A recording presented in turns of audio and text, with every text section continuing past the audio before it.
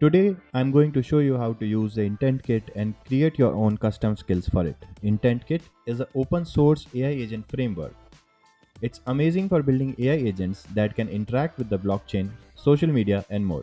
So, IntentKit is built on LangGraph and lets you create AI agents with different capabilities. The real power comes from its skill system.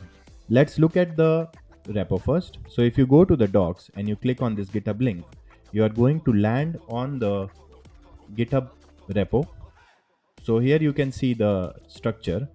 Agents can have multiple skills that determine what they can do. For example, an agent with Twitter skills can post tweets, read timelines, and follow users. An agent with blockchain skills can interact with smart contracts. If you want to make your own skills, you can go to the skill development guide here. When you click on it, you will land on a detailed description of how the skills work and how you can contribute to it. So in the overview, skill can be enabled in the agent configuration. The agent is aware of all the skills it possesses and will spontaneously use them at appropriate times. A skill in IntentKit is a specialized tool that inherits from the IntentKit skill, which inherits from the LangChain's base tool. So if you want to add a new skill, then you need to follow this guide. If you want to add a skill in an existing category, you can copy an existing skill and modify it. We will see how to add a new skill. So for that, first thing is you need to go to the GitHub repo and click on the fork button. So that will create a fork of the Crystal Network IntentKit. Then come back to the development guide. So here you can see there is a development.md and you can see steps of doing the local development. So first thing is you would clone the repo that you forked. Then you would go inside the IntentKit. You would set up the environment and do a poetry install. After that, you would create a .env file. And this is the main command that you would be using very often to run the app. To create your first agent, you can just go to the scripts and call this command. So when you call this command, it is going to create an agent for you. Then you can use this API endpoint in your browser itself to chat with the AI agent. So in this, when you are trying to create a new skill, you can see these are the main files that you need to have. One is base file. Then there is a file that is your skill name. So you would need to place the name of the skill that you are creating. There is an init file and there is a schema.json. And also don't forget to add an icon that is in PNG, JPG or any other image format so that it shows up on the platform. So let's look at the base class. So the base class inherits from the IntentKit skill and defines common attributes all skills in this category need. So first is the name, then it should have a description, the arg schema, what parameter it accepts, and a skill store. And a category property defines which category the skill belongs to. Now, next we look at the skill class.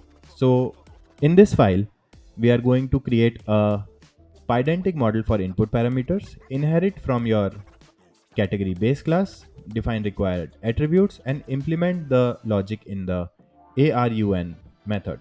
So as you can see, this ARUN method, this is where the magic happens. It's async and receives parameters defined in the input schema. Next, we need to have a init.py file. The file looks like this.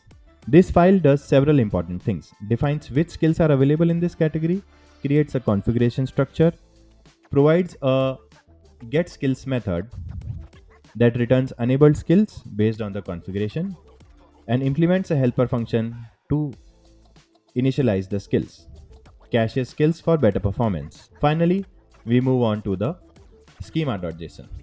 So this is a necessary file that you need to add. So this is for validating agent configuration, displaying configuration options in UIs, and documenting available skills.